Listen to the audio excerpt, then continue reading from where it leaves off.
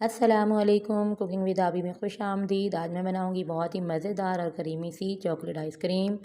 इस आइसक्रीम को बनाने के लिए आपको किचन में जाने की बिल्कुल ज़रूरत नहीं है और ना ही आपको चॉकलेट की ज़रूरत है। इसको बनाने के लिए हमें ज़रूरत है व्हिप क्रीम की, और ये मैंने ली है तकरीबन 100 ग्राम्स।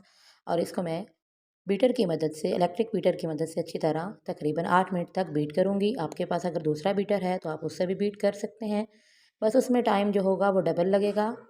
8 मिनट तक मैंने अच्छी तरह बीट कर ली है। और अब मैं इसमें डालूँगी कंडेंस मिल्क, और ये मैंने घर पर तैयार किए हैं। अगर आप मेरे चैनल पे न्यू हैं तो प्लीज़ मेरे चैनल को सब्सक्राइब कर दें, वीडियो पसंद आए तो लाइक कर दें।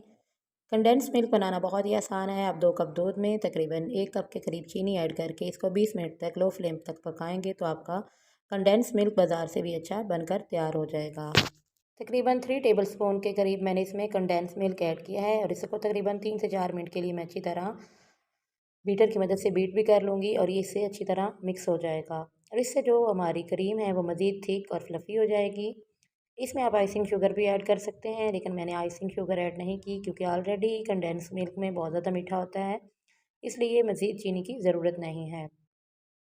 यहाँ पर मैं इसमें ऐड करूँगी कोको पाउडर। कोको पाउडर मैंने तकरीबन 6 टेबलस्पून लिए हैं।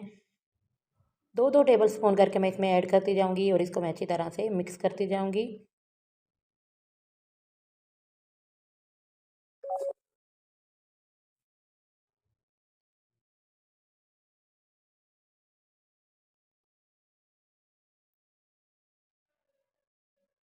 कोको पाउडर ऐड करने के बाद अगर आप चाहें तो आपको मज़ीद 2 से 3 मिनट तक बीट करना होगा, या तो आप चम्मच की मदद से अच्छी तरह से मिक्स कर लें। मिक्सचर हमारा रेडी हो चुका है और इसको मैंने अच्छी तरह से मिक्स कर लिया है। साइड्स वाला भी उतार के इसके अंदर शामिल कर लिया है। अब यहाँ पर मैंने एक कंटेनर लिया है और इसमें मैं इसको डालकर ओवरनाइट के लिए फ्रीज़र में रख दूँगी। देखिए माशाल्लाह इसकी कंसिस्टेंसी चेक करें कि कितनी थिक है।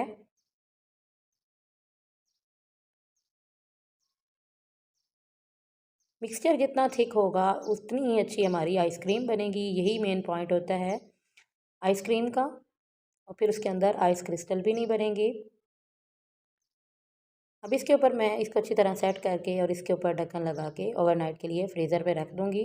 अगर आपके पास इस तरह का बर्तन नहीं है तो आप किसी भी बर्तन में डालकर ऊपर फॉइल वगैरह लगाकर आप उसको फ्रीज़र में रख दें। आइसक्रीम को मैंने फ्रीज़र से निकाल लिया है और अब मैं इसको चॉकलेट कटर की मदद से स्कूप की फॉर्म में निकाल लूँगी।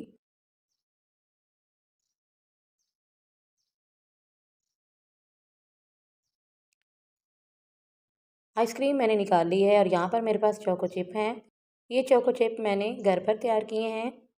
आप चाहें तो इसके ऊपर क्रश की हुई चॉकलेट भी ऐड कर सकते हैं।